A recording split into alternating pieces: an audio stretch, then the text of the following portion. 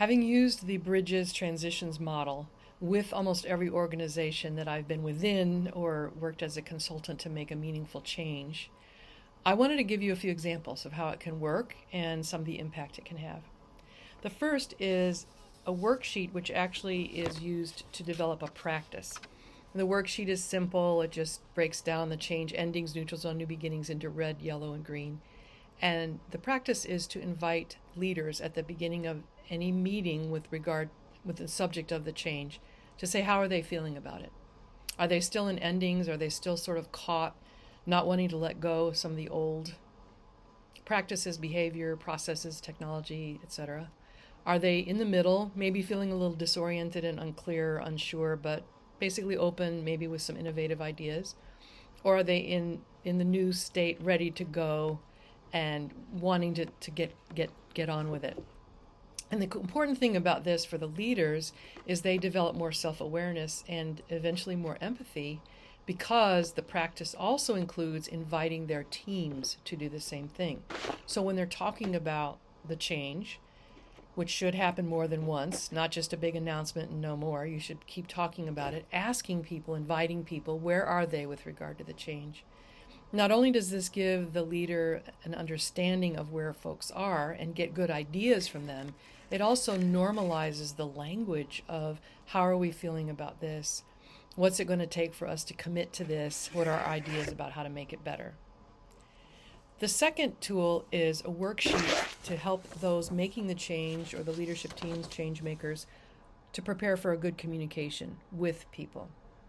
First, by identifying the change, what is going to change, what's not going to change, who will be impacted by this, in what ways will they be impacted, just to do some thought around that.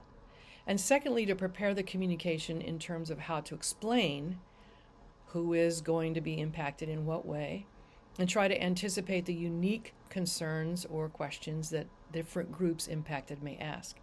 The third is to prepare the communication itself using something from Bridges' book called the 4 Ps, which is basically purpose, why are we doing this? Picture, what will it look like when we're done? Plan, how are we going to get there? How long will it take? Who will be involved, etc.? And a part to play, what do we need from people? The third is an example I don't have a worksheet for, but it has to do with this. It has to do with a conversation, especially with leaders, especially with regard to a decision to create more inclusion and equity and belonging in the organizational culture. Because to do this well does mean that the leadership of the organization, whether that be through positional power or through social identity and being given a higher in the hierarchy, in the informal hierarchy, some more power, it involves letting go and adopting new practices that are more inclusive and equitable.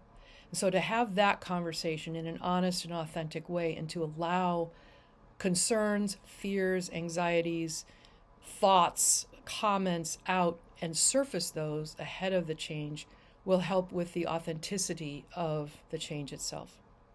And overall, what I'm trying to convey here is that in addition to making any particular change more effective because you're engaging the people impacted in a new way, also in order to bring about what we talk about in our article as more of a humanocracy, being able to have and invite conversations that include people's lived experiences, that involve voices that are not often asked for their opinion, and overall engaging people in the changes that will impact them will add a dimension of humanness, of emotional intelligence, both in terms of self-awareness and the ability to show empathy.